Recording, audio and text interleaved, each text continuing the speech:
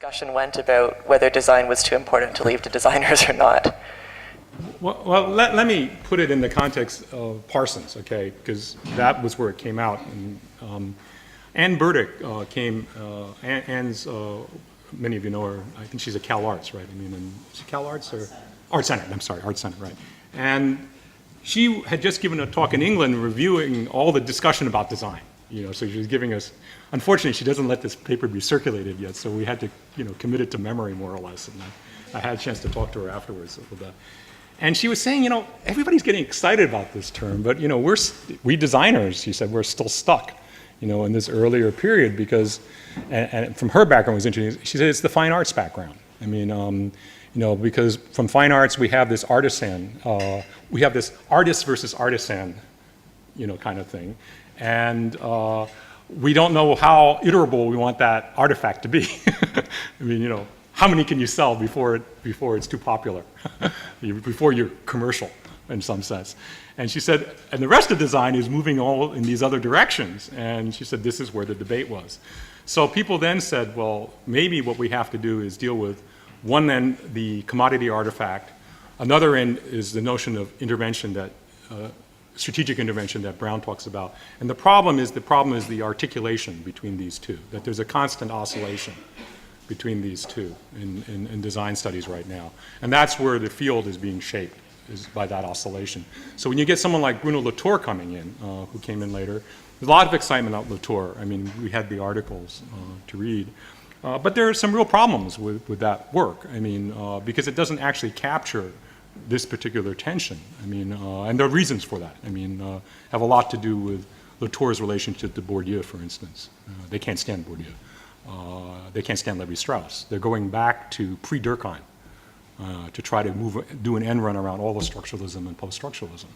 I mean, so there, you know, you have to look at all these different, but I think once you see the intellectual positions, take what designers are discussing, all right, and what they're doing as the two poles of a very, very productive, you know, discussion. And then the question is, well, is it an artifact? Now, when you build a market, like Manzini was building a market outside of Shanghai to create it was sort of like a local market between the city and the countryside to produce new farm crops that could be sold in the city, like, you know, building up organic farms, you know, like in New York City, you know, things like this, green markets and stuff like this. Is that an artifact? It doesn't seem like it's an artifact anymore.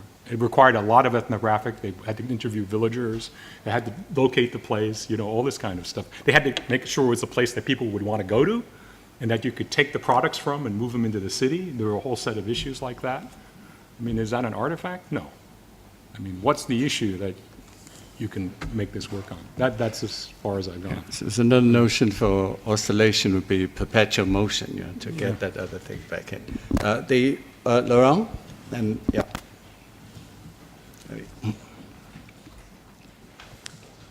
Thanks, Ben, for bringing Ezio, because the film has been made with a lot of discussion with Ezio on the Comunitat and different models.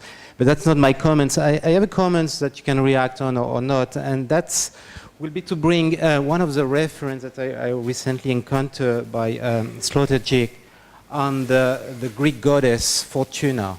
You probably recall that. Basically, he mentioned that before going to any adventure, a sailor will refer to this goddess. And you have, basically, it's a wheel with 4 positions. Of course, the 0 position, the static, you're not moving. The rise means going up, and being at the top, that's already 3 positions. And then you have the fall, and you have on your knee. And every sailor calling for the goddess Fortuna will basically accept the rules. The logic is to accept the rule that you can be on your knee. You can be on the top and you can be on your knee. And basically, Sloterdijk developed this idea, and he said that with the kind of later on this book, start to say that it's fine until we accept the rules of this wheel. But as soon as we refuse the rule, there is a problem. Then this problem needs to be solved by something else. And what he proposes is basically that we need to avoid or to distribute the risk.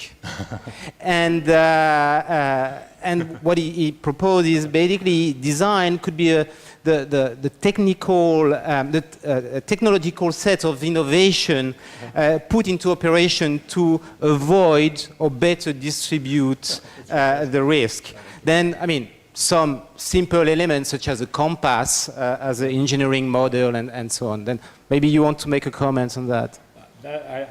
That's fantastic. You know, it's interesting. I mean, my interest in coming to this in finance antedated my interest in design, very frankly. You know, when I was provost at the New School, I had to listen to Parsons because they provided most of the revenue for the school. And so I had to actually listen to designers complain about how they never got any money back from the university because the university wasn't willing to invest in them. And the real question was whether or not we should take the risk in investing in what people were calling a vocational school. You know, I'm being very blunt on this. I mean, and I have a couple of Parsons and New School faculty here, and I used to sit in these meetings and wonder, you know, and this was always, the discussion was always about, you know, should we take this chance? You know, is it on the upswing, on the down? I mean, what's the upside and the downside? These were the calculations that were being made, you know, that were actually influencing the distribution of monies inside curricula and things like this. And there was an older model that was being valorized, a classic liberal arts model, all right? So the stakes, as we're saying, are quite high in this regard. And I began realizing that a lot of the things that people were talking about were ways of trying to mitigate risk. But the thing that I didn't understand was actually, until I had a chance to look at, I had a long interest in Weber, so I ended up reading Frank Knight again. And then I realized, I said, you know, it's the oscillation between uncertainty and risk. Just like you were saying, the perpetual motion between the different facets of design studies, that actually forms a framework for looking at a whole range of phenomena, right? And uncertainty isn't something that's fixed, right? Because you can imagine before you had statistical enumeration for houses burning down or things like that, all right, the line between uncertainty and risk certainly gets blurred, all right? So there's a lot of issues, technical issues about how you look at that relationship. For instance, whether you do Bayesian statistics or not, you know, there are whole issues about how you, but whatever emerges, there's a tension. See, that's the point. There's a tension between the two. There's a kind of a polar tension in that movement between uncertainty and risk. All right, so that you could say that uncertainty is that which emerges when you begin to get risk management. All right, it's the residual. And it's the unmarked category, as the structuralists would say, the archiphoneme. I mean, in that sense. I mean, you know, the structure that underlies the basic structures. I mean, the opposition, the non-opposition that underlies oppositions. There's something like that going on in this process. So I think your comment is actually right, that there's something, and there's a tendency in many cultures to try to visualize that, to give it, you know, a wheel metaphor. There are a whole series of metaphors to try and make that work. Fortuna is one. I've worked a lot on poker. I mean, you know, and the whole way in which poker has become so popular in the United States, it's not unattached to the whole rise of speculation in finance. Von Neumann was a great poker player. The guys who invented, most of the finance guys are either bridge players or poker players or backgammon players. I mean, it's absolutely fascinating once you get into this, how speculation, risk, uncertainty all move together. I mean, why is it, you know, that these things work together? How is it that these things exploded in the last 20 years? Why is it that performativity got caught in identity politics rather than in this other direction? I mean, if you really look at performatives, they're all about uncertainty and risk. They're not about what people think they are about. I mean, you know, we could go into that too. I know some people will be upset. But you just have to look at how these things work. I mean, and you'll see that there, you know, there's also a very peculiar tension in not trying to think of these things as risk and uncertainty. And that's the other part that's really fascinating. I mean, there's a lot of history in the United States against gambling, Derivatives were almost not introduced because they considered them speculation and gambling. So there was a lot of trouble getting the first options exchange set up in 1973. I mean, the legislation was that this was gambling, so we shouldn't legalize it. I mean, you know, there's a Protestant ethic. Let's hear from Gabi first. Yeah, this is following up mainly on Ben's remarks. You opposed design thinking more or less, or constructed it very much as the inverse of the scientific direction, the direction in which science goes. I kept thinking of one new strand in science introduced by Jörg Reinberger, the experimental systems, because that's the turn in science that deals precisely with uncertainty and singularity.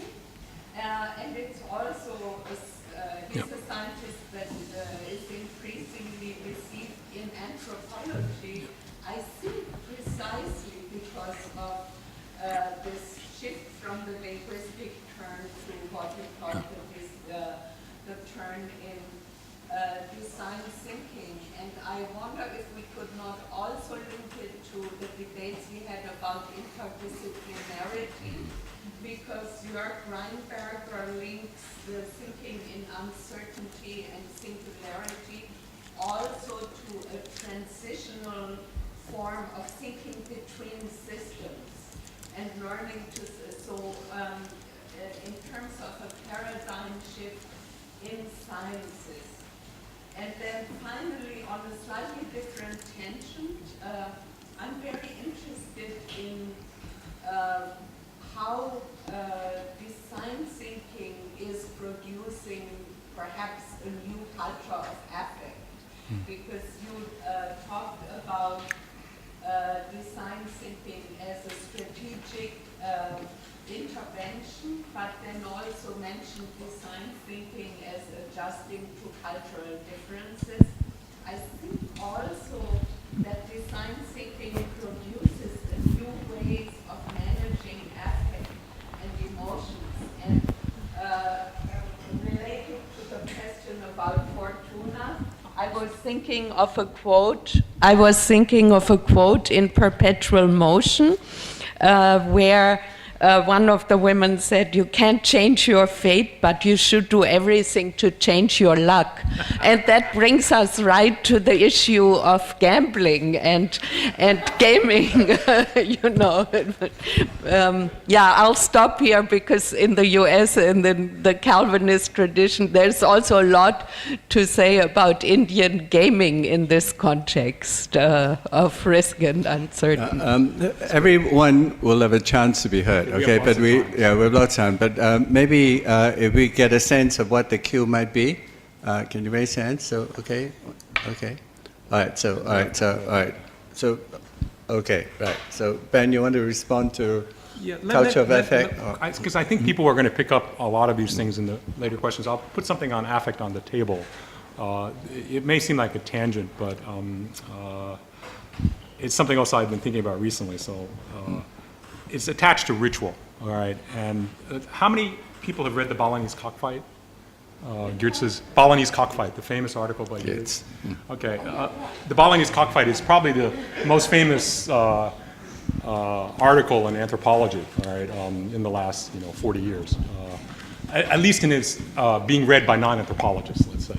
Okay, and the interesting thing about people don't remember this, that in the middle of this article, he has a long section on the betting patterns in the Balinese cockfight.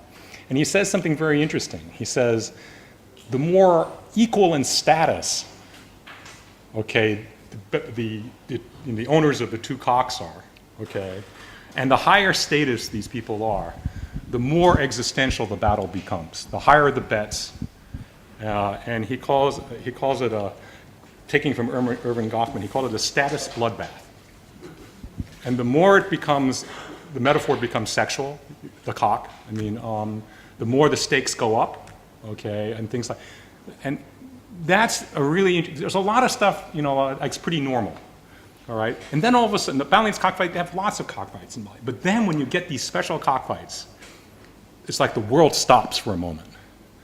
Now, the other example that maybe some of you will follow is my favorite example in Ackbar's, but no limit Texas Hold'em poker. All right? The invention of the no limit bet, when you can put all your chips in, is also very close to that. Okay? And the famous game isn't the World Series of Poker, it's the side game that goes on in Binions, okay, where they bet millions.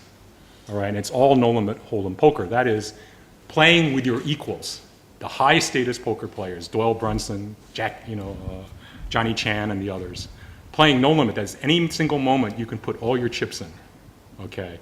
That completely busts any way of calculating odds, pot odds, implied odds.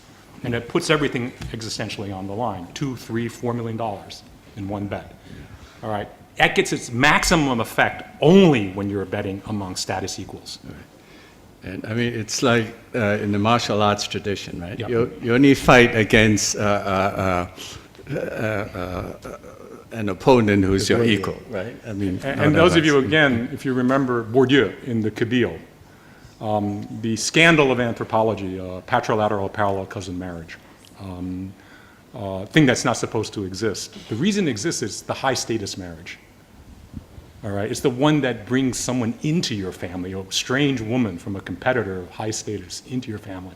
And Bourdieu, he has a very famous saying. He says, "You don't. Someone who's beneath you challenges you. You don't respond, because if you respond, you lower yourself to that challenge." Yes. All right. All these existential issues, you have to put them in this. And there is a whole element of design, from ordinary design, you might say, to these more deeper level of issues. And the question is, what are the continuums and gradients along which this moves? We see that more clearly in ritual. All the examples I give you are ritual examples. Okay, it's clear that ritual, to establish the cosmological order, you have to have these high status groups. It's always the marriage of the prince and the princess. You know, the high status groups like in the Kwakayudo potlatch. All these things. What's most at stake? All right. And then that kind of opposition, and then the existential identification. I mean, the all-in. I mean, you know, and then you can think about even the Protestant ethic is that.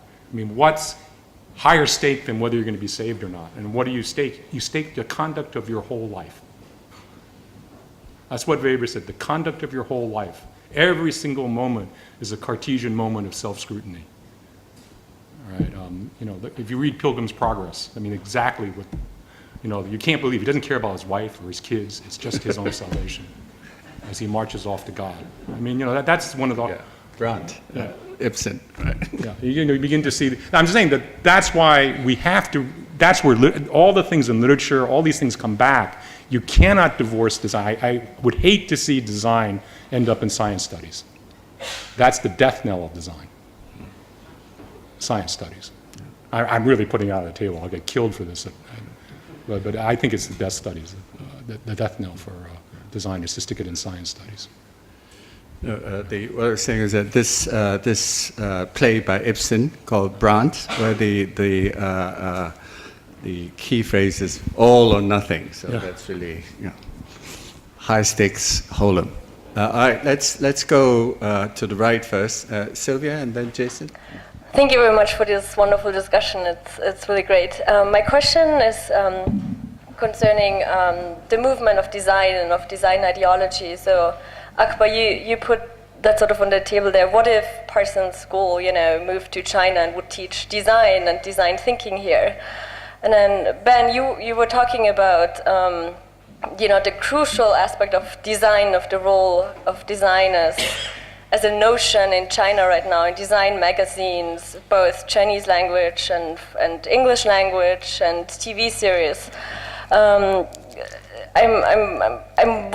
asking to if you could maybe perhaps give even some more concrete examples where this is already happening in China right now, where design is on the move, where there is design ideology teaching in China. And I've been thinking of this particularly in the realm of India, for example.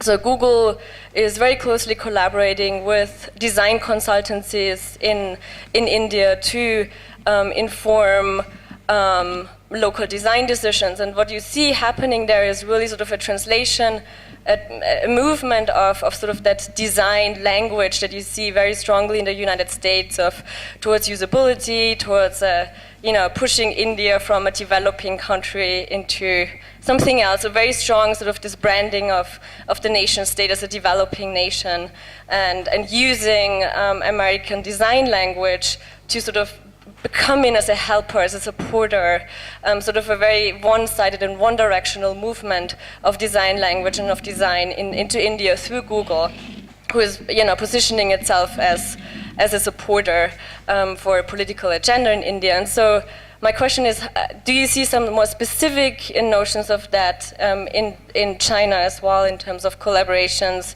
with design consultancies, or what is the design in China right now? What is the notion of design that you were mentioning, Ben, that is so thriving and crucial?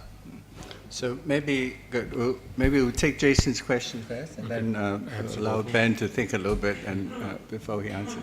This is a question for both Ackbar and Ben.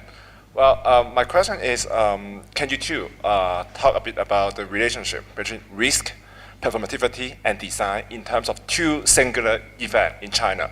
There is a CCTV on fire and the Beijing Olympic Games. Using these two as an example to illustrate your point of risk, performativity, and design. I think this is a good time to take a break. Well, actually, you can handle both of the. I mean, the Beijing Olympics. If you look at the opening ceremony, it's quite interesting, and it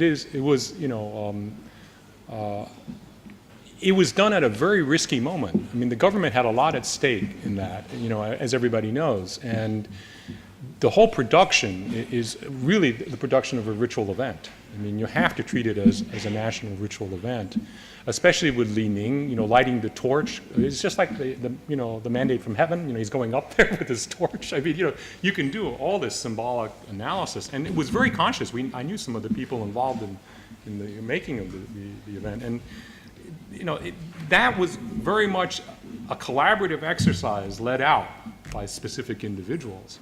So it's not for a lack of, quote, designing, in many different ways. And you could argue that the whole narrative that's embedded in it, you can do a very easy ritual analysis. The real question is how you embed the stadium event with the media event, okay? Because the media event is so big, and you have an international media event, so you're going to get many different perspectives. And we're not really good at that kind of analysis yet in cultural studies. Having multiple national audiences, how do you actually, deal with that kind of analysis is a little bit difficult. The more specific thing about design in China, the discussion is interesting because the government has a big role right now. It's promoting creative industries, 创意企业 and all this, and it's making a big effort on it. Now, there's something very unique about China. If you take it from the perspective of reverse engineering, all right, what the government wants to do is for China to produce, Chinese producers to produce products for Chinese. There's a nationalist overtone here, but it's also from pressure from abroad because of the financial crisis. All right, so there's a double thing going on.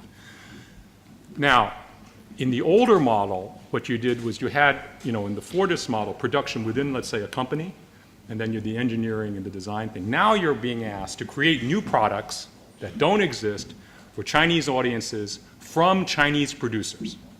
All right, the government's sponsoring and subsidizing, all right, producers to go and make sure that Guangdong factory, which has excess capacity now because of the global downturn, is involved in production.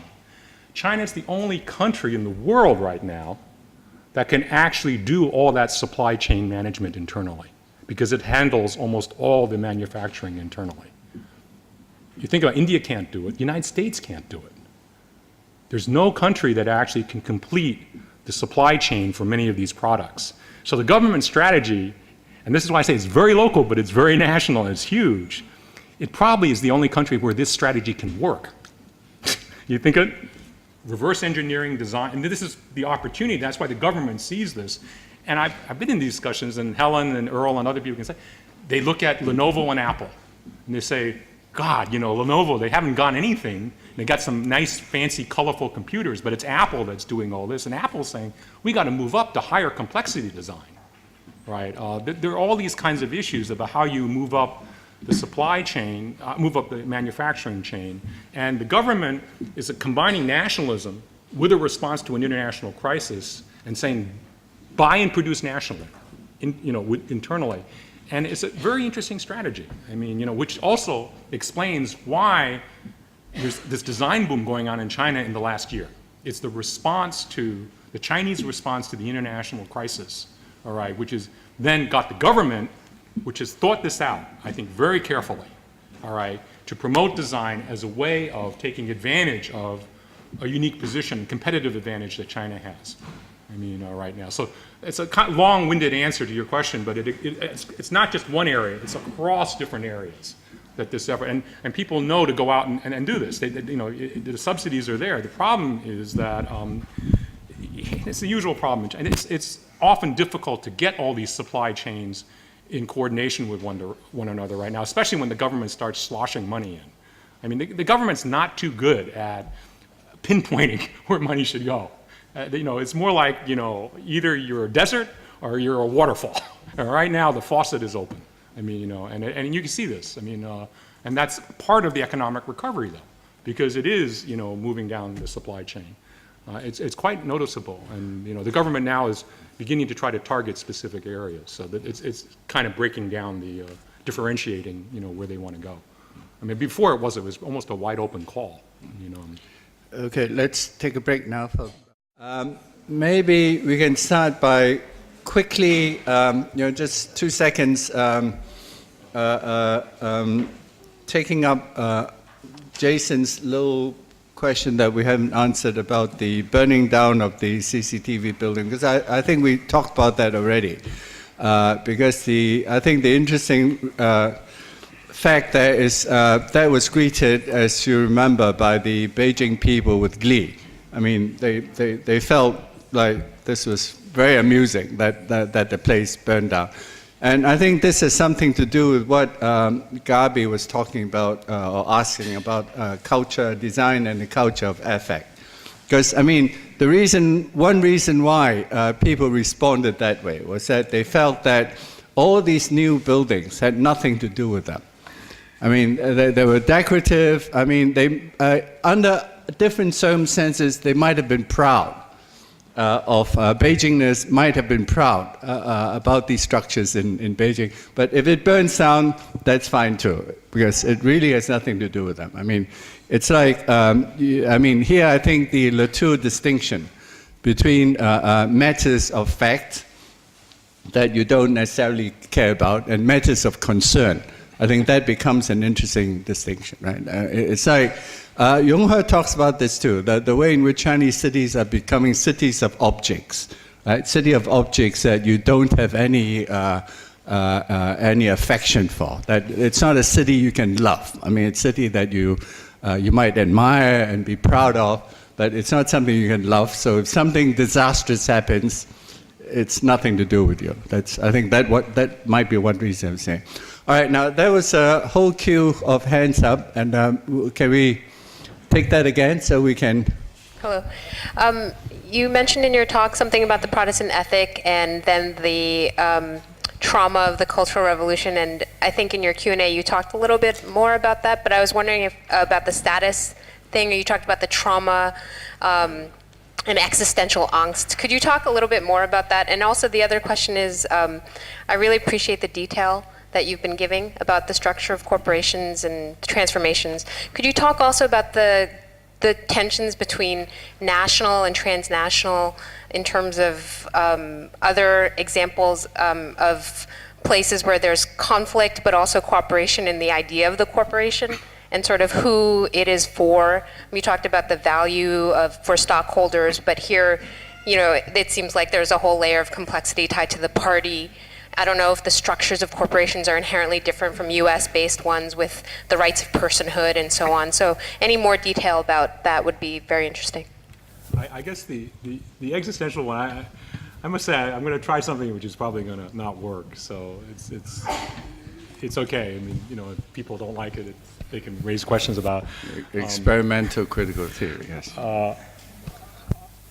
What struck me about, you know, let's see if I can put it right. When I was first trained as an anthropologist, it was the beginning of the move from structuralism to post-structuralism. And I was at Chicago at the time, and my first set of advisors were all Weberians. They all had been trained under Talcott Parsons, Clifford Geertz and these people. And then I went off to the field, and I came back, and Geertz had left, and everybody was a structuralist. I mean, you know, except for Victor Turner, who left the department. So, and Arjun Appadurai and I were classmates, and Arjun became a Weberian, basically. And people who tried to read Arjun as a post-structuralist have really gotten him completely wrong. He's always been a deep Weberian.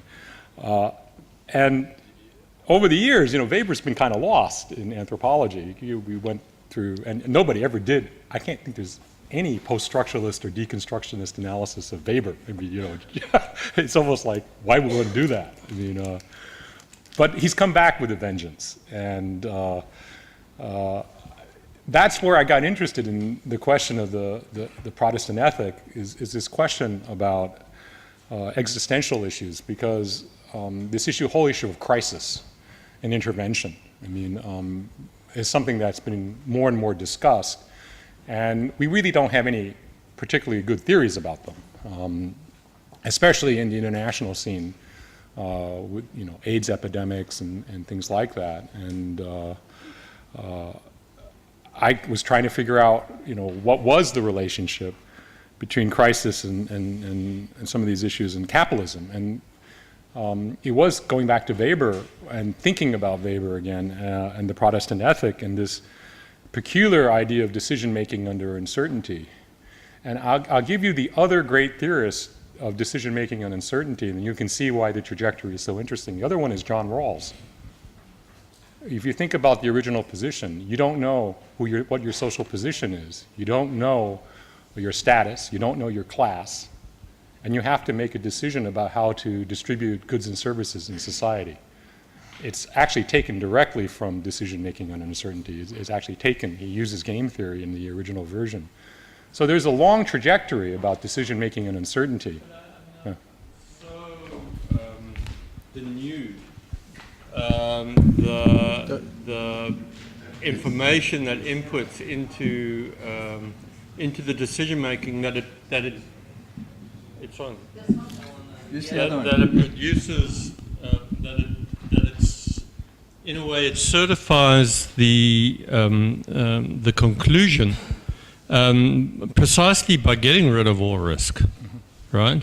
Every rational decision maker will come to the same conclusion as every other one, precisely because they fed the same information, right? And so it assumes a truth to the structure, from the structure of the argument to the conclusion on which the argument is predicated, as you would get, I mean, in a prisoner's dilemma situation.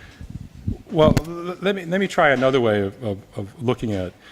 The Weber argument talks about the rise of purposive rationality under secularism with the decline of magic and ritual.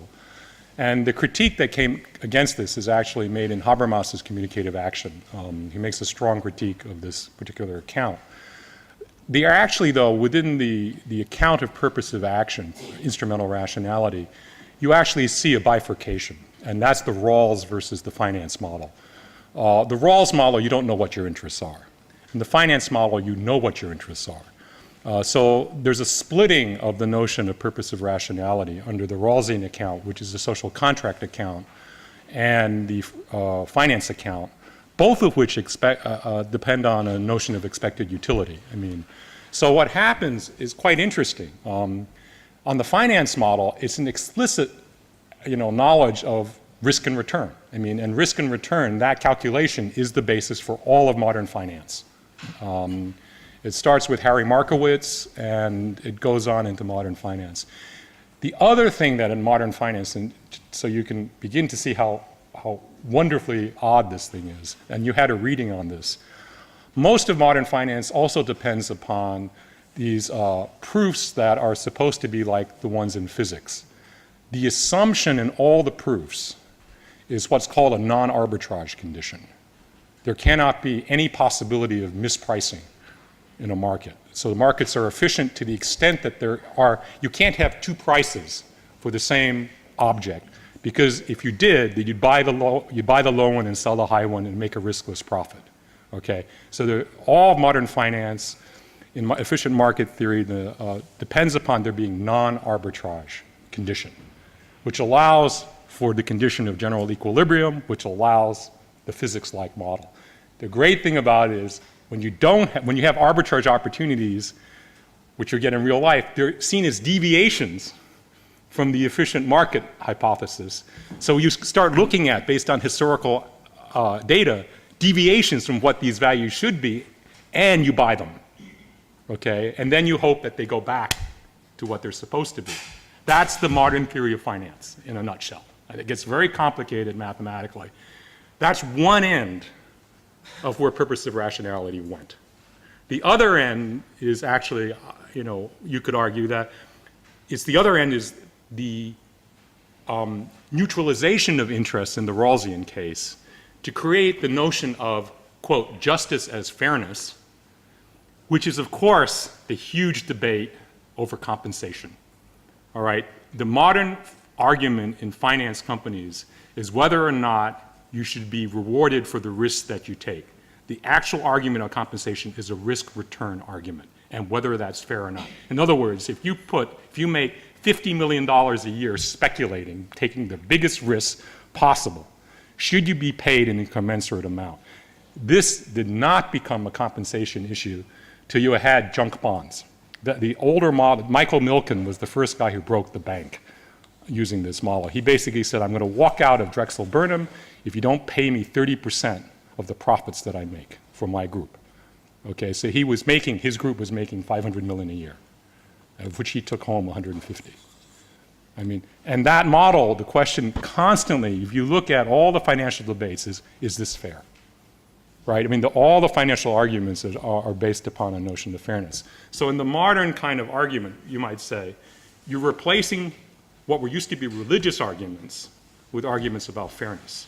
Okay, so fairness versus the risk return, that's in some sense the core of Anglo-American finance capitalism. That's the set of debates that have been going on for the last 20 years, if you look at it. And this whole notion of shareholder value is attached to that because, again, the idea of a corporation being judged by the efficiency of its management in terms of stockholder value. This became the general model. If you read there's a lot of material out this now because it's all beginning to come out, and it feeds into the present crisis in different ways. The argument has to be that, and going to the question that was raised, is that there are international differences in the structure of corporations. China does not yet have a strong shareholder value ideology. Okay, it certainly doesn't have that for the state-owned enterprises. All right, there are different valuation schemes. The whole notion of a corporate agent is quite different in China. Right. On the other hand, the U.S. has been pounding efficient markets to everybody across the world. All right, saying that you're irrational if you don't participate in this. They told the Japanese when I was in Japan in October, they were telling, with a little bit of glee at that point, saying, the Americans have been trying to force us into this for years. And we've resisted. The Japanese did not get involved as heavily in derivatives trading and these kinds of things. So there's a huge ideological dimension, all right, to this. The last point that's very interesting, and David's right on this, is there's an interesting parallel in the two conditions. The Rawlsian condition basically says everybody thinks the same way. The efficient market hypothesis starts with everybody has to be thinking in terms of risk and return, or else you don't have an efficient market. See, so both of these actually have the same parallel structure, which is why I think in some sense it's like the Protestant ethic. It's the structure. There's a macro structure. It's not religion. There's a performative ideology that's at the heart of it, all right? There's a notion of rational purpose of interest. When I talk about international differences, I think you have to frame it in this context. It's not just simply the movement of capital. It is all about the very complicated micro and macro structures of corporations. Now remember why that's important. In the Protestant ethic, the whole issue was work, the nature of work. All right? So if you want to talk about work and work in a finance company, you have to talk about the structure of compensation. You're going to have to talk about risk and return. You're going to have to talk about how corporations are organized. You cannot escape that level of detail if you want to understand the role of design, all right, and a design company inside this larger ideology. I mean, in other words, you have to see this context in order not to be trapped by the ideology of design as creativity and innovation. That's the most dangerous ideology to be in, because then it valorizes design way before you should be doing that. Because as the TET book shows, if you valorize innovation too much in the wrong context, you will get a backfire, all right, and it'll be catastrophic.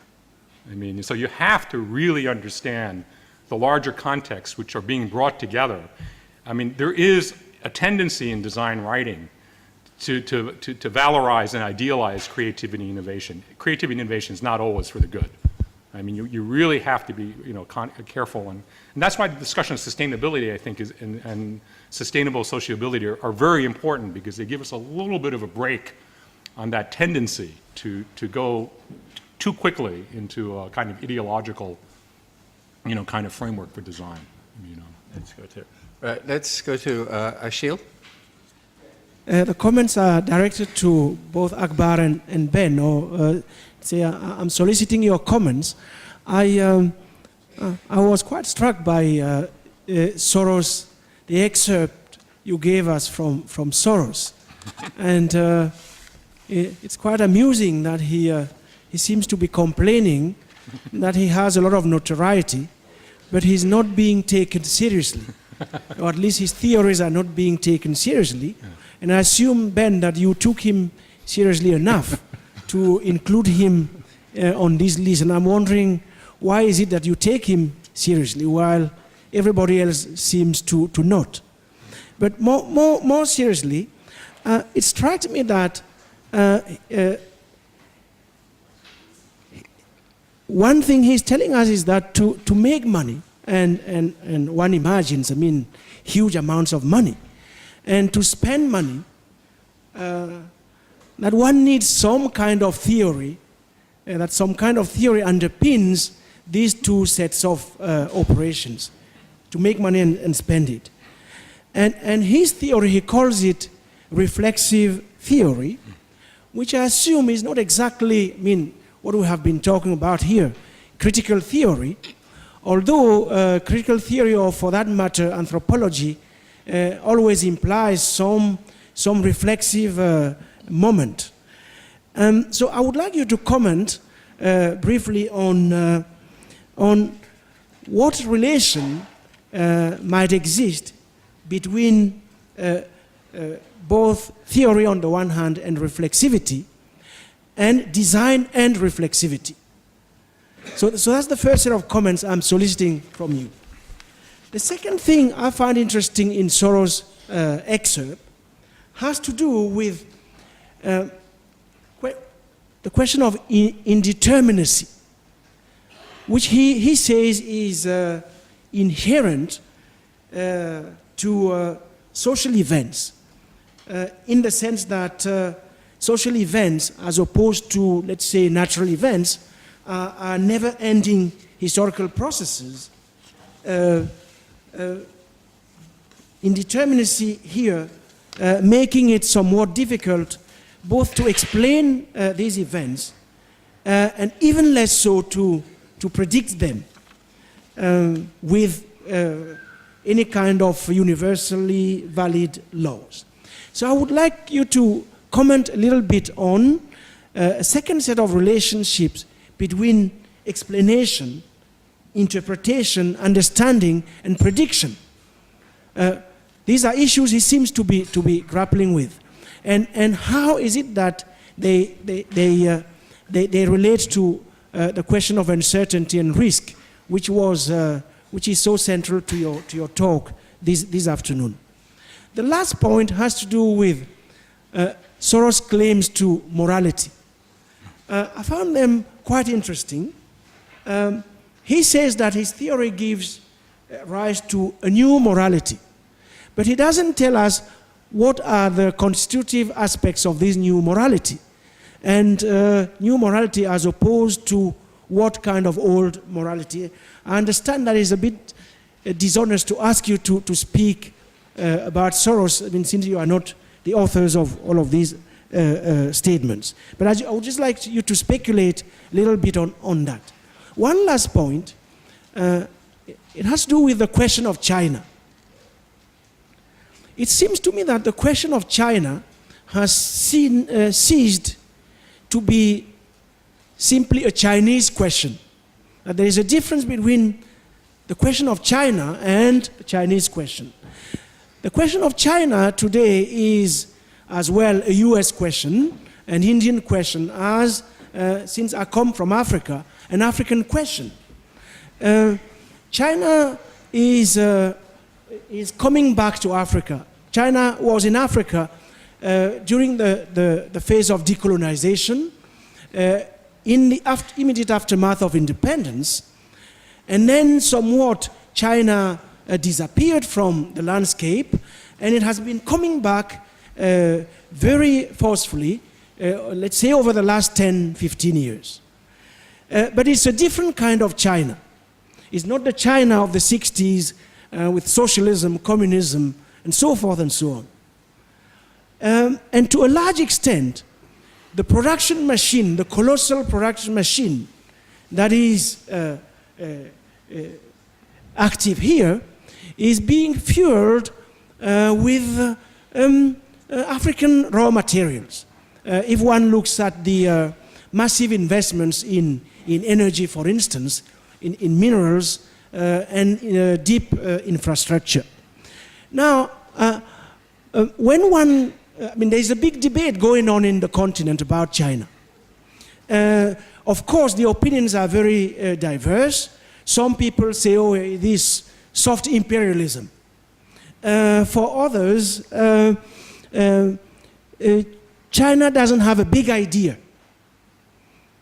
as opposed to, let's say, that the characteristic of what distinguishes, let's say, US imperialism from China's soft imperialism is that China's soft imperialism is devoid of a big idea. It's empiricist, it is instrumental, and so forth and so on. So let's assume that this is the case, although one might question this. Is it that design is design, according to you, the way in which China will finally produce its big idea? Or is it that, in fact, what we are witnessing is what we are experimenting is a different kind of China, which is telling us, you know what, the wheel has been invented long ago. We don't need to reinvent the wheel. The only alternative is to beat them at their own game. So, shall I take the last one? Yeah, you can take the last one. Like, it's the name for the new China design, and I'll give a simple answer. I'll say yes. And I'll say yes, and then follow it by saying, but we don't yet know what design is, which is what our seminar is trying to figure out. So I think it's in a way a kind of circular question and a circular answer, and maybe what Ben would call a kind of wicked problem, because you don't know what the question is, which is is design, is China design. You don't know what the question is until you know what the solution is, right? And this is where I think we are situated.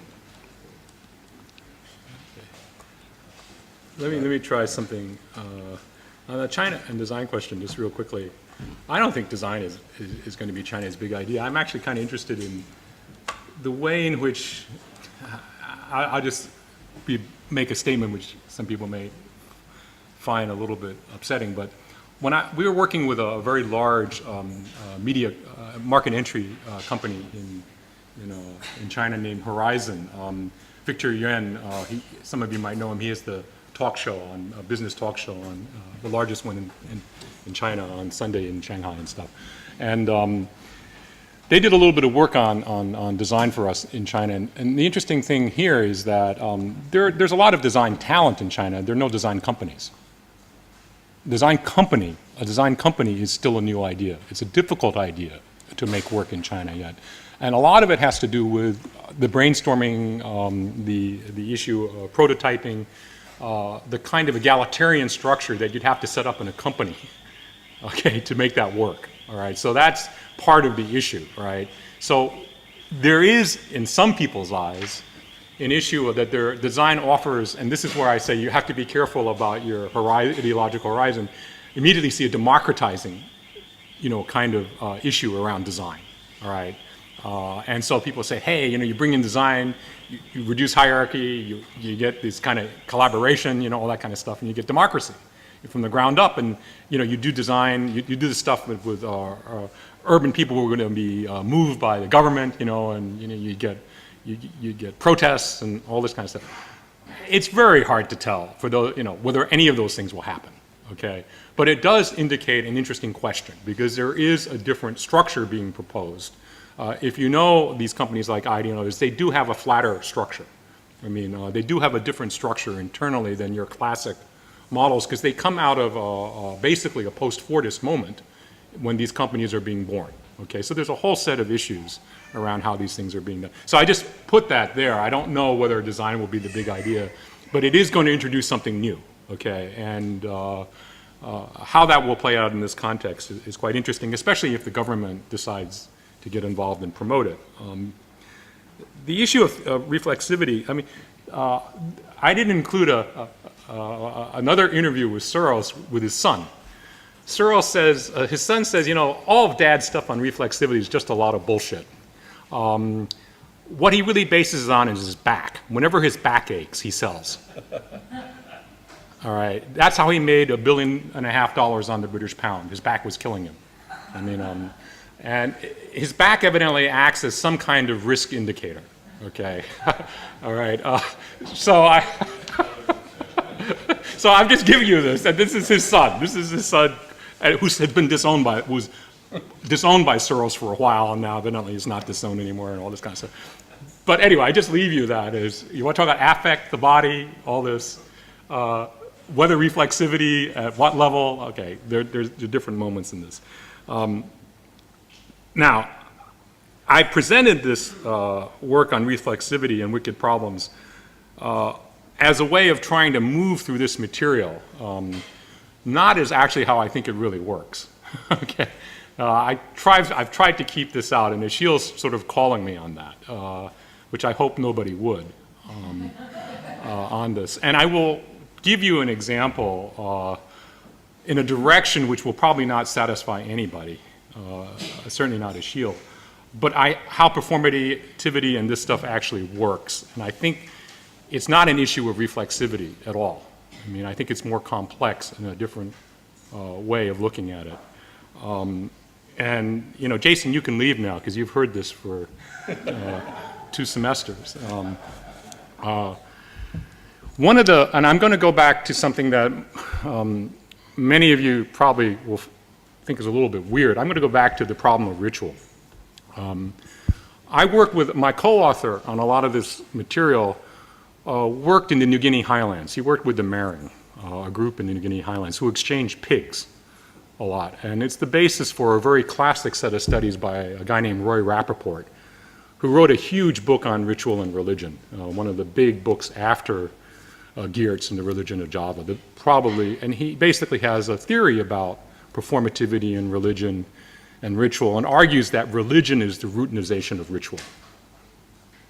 Okay, that actually all the basic notions of the sacred that you find in liturgies and that they're all routinizations of ritual itself.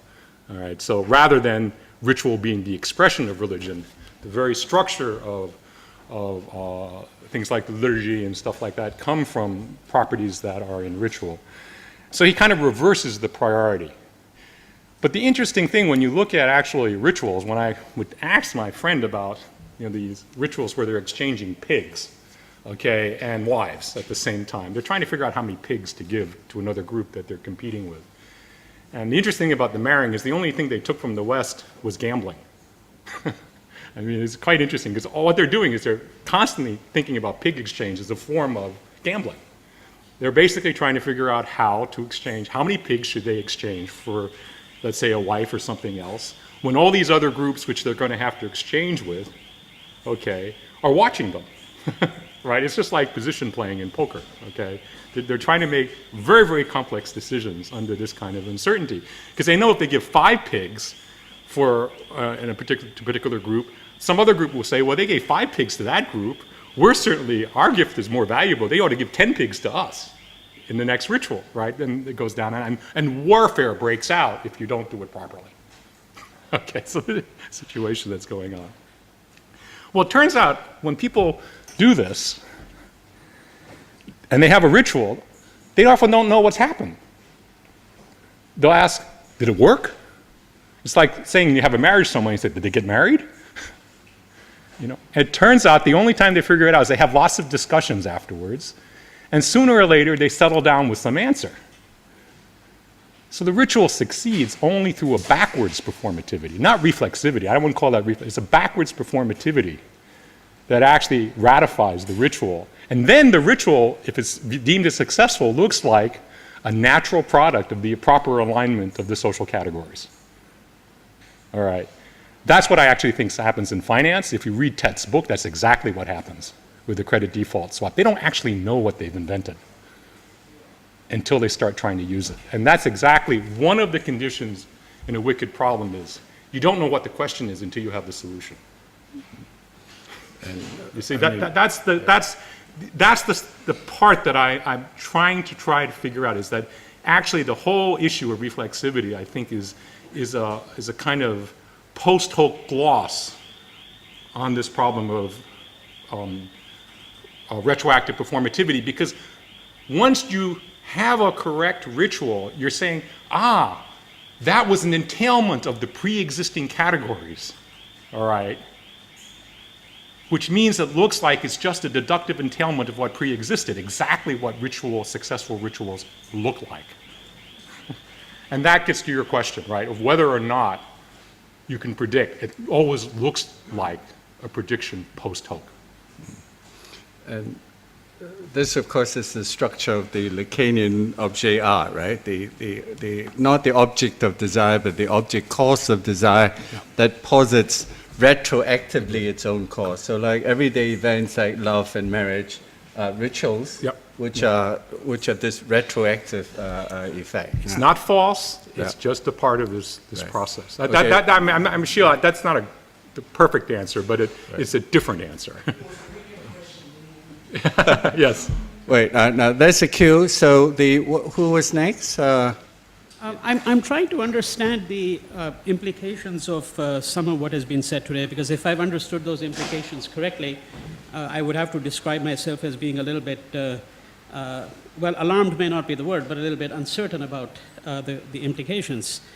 In order to understand the set of comments and a question that I want to make, I just want to propose a certain idea, namely that it seems to me that if one looks at globalization, what has been most effectively and indeed, I would say, most insidiously globalized today are not just pop icons or outfits such as McDonald's, but rather knowledge systems. I mean, if you take social science, it seems to me that with a few singular exceptions over the course of the last 5 decades, social science in Africa, India, Latin America has been taken lock, stock, and barrel from the West. I mean, I'm struck by the fact that Paul Samuelson, the textbook that he wrote in economics, was prescribed in 85 countries and has been translated into 40 languages. All right? And one could give thousands of such examples, it seems to me. Now, I'm trying to understand the implications of what was said here today, because the argument was that China has become the most effective production machine in the world. I think we would all agree with that. But that what China lacks is really design culture. And it seems to me that the stated and unstated assumption here is that this design culture can only come from some place called London or New York or Paris, certainly not from Africa, God forbid, or from Latin America or even India for that matter, right? So in other words, the template is that we take this design culture, maybe from Parsons or some such place, and then China will become, to use the word that was used, unbeatable, right? So is this a recipe for some new form of hyper-colonialism? Is this a prediction, a prognosis, a wish fulfillment? I'm not quite certain what all of this is, because it seems to me that we have to follow the consequences of the argument that has been laid here. And the argument, it seems to me, is very unsavory, if I may put it this way. Can I just quickly respond to that? I hope you're not arrogating that argument to us or to me, because the question of design culture as being important doesn't necessarily imply that it has to come from abroad. In fact, everything we're trying to do is trying to get away from that position. I mean, the issues you're raising about cultural imperialism, new forms of colonialism, issues that concerns that we entirely share with you. But there is an issue of design and culture and how it works in the particular complex situation that is China today. And what I'm saying is that I don't think we need so quickly fall back into these older categories about colonialism, new colonialism, cultural imperialism, and so on. I mean, the whole impetus is to try to think and rethink design in a different way, right? And I mean, the other question, of course, that we might ask, following up on what you would say, is where does design come from? I mean, does it have to come from these places like Paris and Milan and so on and so on? I mean, is that where culture is? And it's like, I don't think anyone in this room would completely buy into that. Yeah. I find it, first of all, thank you for this wonderful opportunity to enjoy Ben's talk, your talk, and the audience. Maybe what I can offer is my neutral kind of feeling. As a global citizen, if I may call myself, I am not calling myself Chinese American, even though I'm both Chinese American. One of the key things that I find really enjoyable is this kind of exchange. And what I find a little troublesome is a lot of times when social subjects become political, it becomes very, very difficult, because then it has all these, may I call, like differences start to surface. And one of the key things that I find it fascinating is that when we talk about global competition, it definitely is real, but China is the engine of creative ideas. If you look at the Olympics and the Expo that coming up, they're the biggest source of investment for creativity. China is ready to put creative individuals in the position of authority. That's what design means to them. To me, I think that's really, really eye-opening. I think every country should try to learn that from China. Whether it's called the government or not, I think this is all about the people. The people are ready to change. And when that is happening, everything becomes more global. And that kind of openness, I think, is what design is about. Is apolitical. It's about a process that people can enjoy and benefit, because we're creating problem-solving solutions. As designers, we want to create those solutions, whether it's the latest healthcare solutions or the latest medicine that will benefit the world. So I think if we start to really not divide and try to say we're from where, therefore culturally we cannot relate to the differences, then we can see it's really, really interesting to participate, to create a design dialogue in China. Because for the longest time, I can see it from both sides, being a fashion designer for the longest time, is that I have been experiencing in the American industry and say, well, I think it's unfair that you go to China and try to say, the factory, you have to sacrifice labor, and by cutting out another dollar here, another dollar there, you're not creating social benefit for these people. Meanwhile, you're trying to have this supposedly capitalist kind of outcome, as a corporation that we need to earn the most money for the value of the shareholders. So with this kind of exchange, you can see that these kind of very intellectual and no boundary and no intellectual kind of a limitation because of political differences, then you can create dialogues that will create true exchange, hopefully for global benefits rather than any kind of branding or, positioning or things like that. That is actually very anti-design culture, because design culture create critical critiquing and the methodology that Ben was talking about. So those kind of processes are really, really what Parsons and New School is talking about, and really, really sharing. Yeah. But Ben, there are two sets of issues on this, because and I can get into a little bit, but there's a China internal issue, and the engineering model is basically a Soviet model, okay, and a lot of the things that exist in China in its present corporate structure did come from elsewhere. I mean, there's also an older dynastic bureaucracy that the communists put on, basically took the top of, all right, that goes back 2,000 years. So there's no way to talk about China as one unit, and all this talk about, neo-colonial, it just doesn't work. I mean, it's not going to work in China because it's too complicated a history, all right? The interest of China versus the rest of the world also goes in a slightly different direction. I mean, so what I tried to suggest is simply that when you want to try to understand how to make these things work, you're going to have to put it in a larger account of global capitalism, because ultimately design culture is involved in increasing a return on something. All right, you do a strategic intervention, you're organizing something, you get paid for it. You're a consultant, you're in some kind of space. All right. But what I felt was, having worked in this area a long time, was simply that the accounts of what corporate culture looked like in their histories was insufficient to explain the complexities of the relationship, especially because with China you have a very peculiar history of its university system vis-a-vis the rest of the world. I mean, when you talk about Beida, Tsinghua, and these schools, these are former missionary schools. I mean, Beida sits on Yanjing's campus. There's a whole history. Why is it that humanities are very different than social sciences and the hard sciences? I mean, why is it that the Chinese department, which used to be, the big thing at Peking University, now has trouble getting any students? I mean, there are lots of things going on here. And so I must say, I think you've got to get denser. I mean, that's what the ethnographic thing is. It is thicker description before you can try to align these tectonic grids. But you have to have a bit of a frame. So that's why I simply took a shorthand for managerial studies, this finance capitalism, managerial capitalism, stockholder value capitalism. But there's lots more to play with when you read that literature. And there is stuff now coming out from inside of China. There's a new left critique, that you can look at, that most Indian scholars quite often find very compatible because it has a peasant base. A lot of Chinese scholars find it controversial.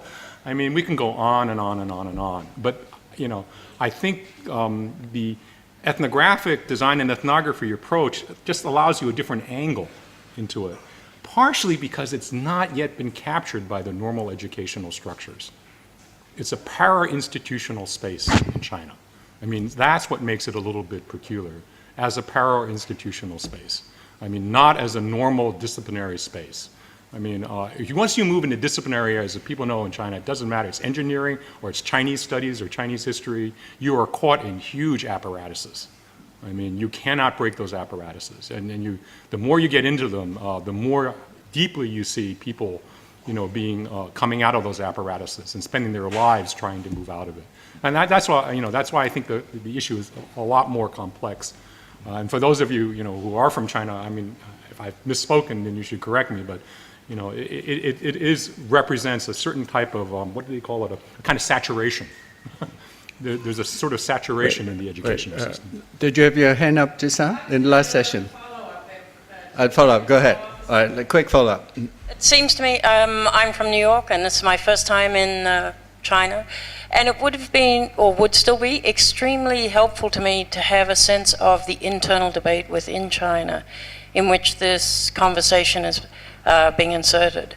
And I am not knowledgeable about that, so if there would be some way to either suggest things to read. I mean, it's clearly visible out in the city, but I would love to be alerted to things to read on it. Well, hopefully the agenda for next week, because we have a lot of Chinese artists and designers coming to talk to us, so let's hold that. Okay. So. I just want to comment on the design culture, and you talked about design in a Western context.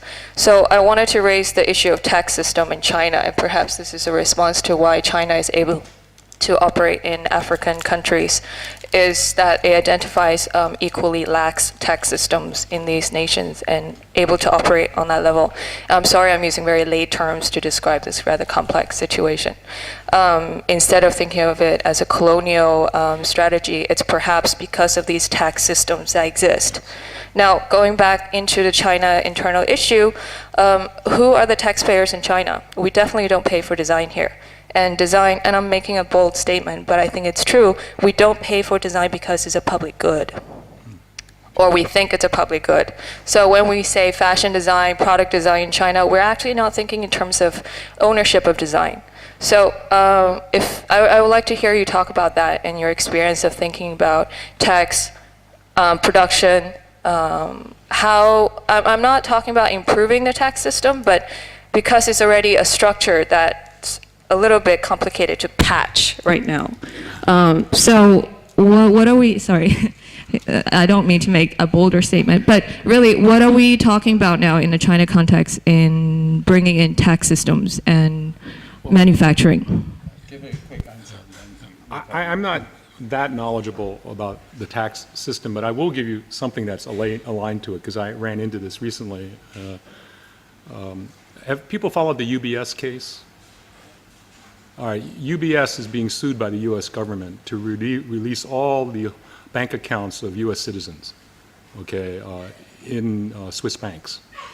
52,000 accounts, offshore accounts, basically. It's out of this attempt to try to build up revenue, tax revenue. These are secret accounts, Swiss accounts, and it actually goes back to things like money laundering and drugs and all this kind of stuff. And I was, for various reasons, talking to some Chinese bank officials about this, because what the U.S. government has done, and this is kind of relevant to the intricacy of these structures, is they arrested, like the Chinese government did, several UBS employees in the United States, and basically said, all right, in the Swiss government, and UBS said, well, it's against Swiss law to reveal these accounts. And they said, the U.S. government said, okay, it's against Swiss law, it's against our law, you're hiding these accounts, we'll close you down in the US. We'll close you down. We'll sue you and we'll close you down. All right, so UBS basically, and the Swiss government capitulated.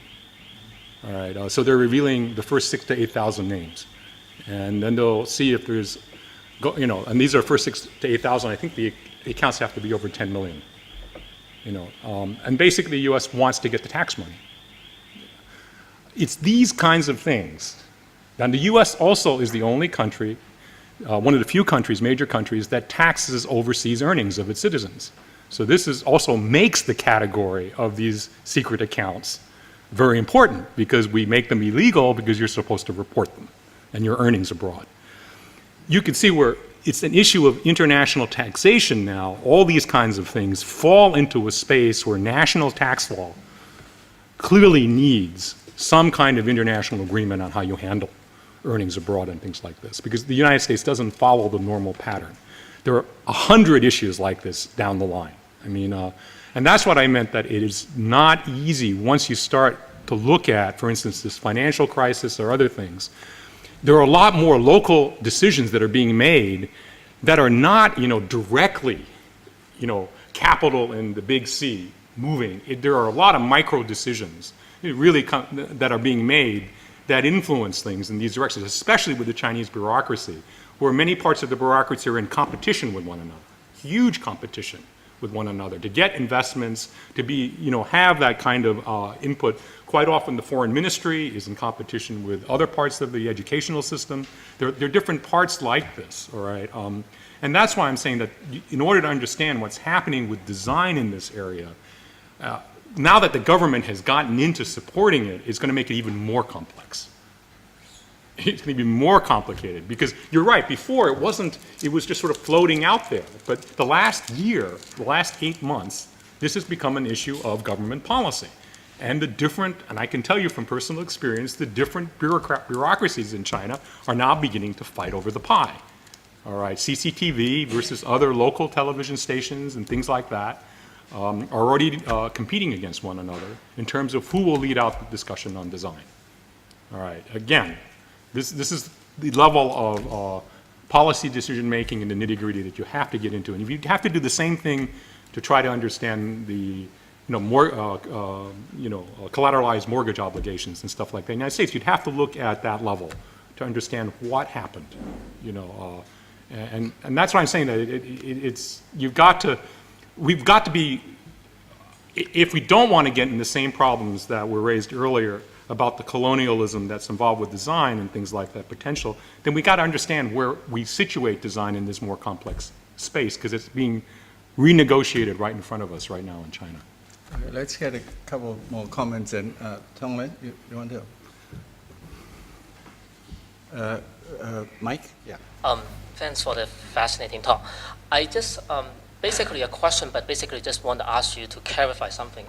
Hopefully I understand part of the talk, at least the implication of it. It seems to me that you are suggesting that there are two different types of designs.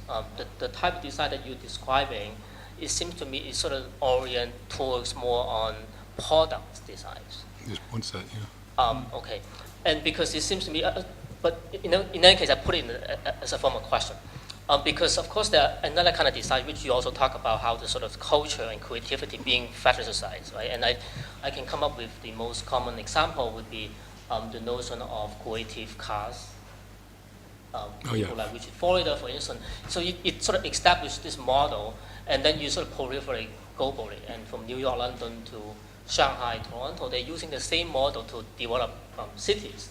So there isn't much of design in that sense, once the model is being established, except that certain sort of micro level of design or creativities were being deployed as political technologies as a way to develop the cities.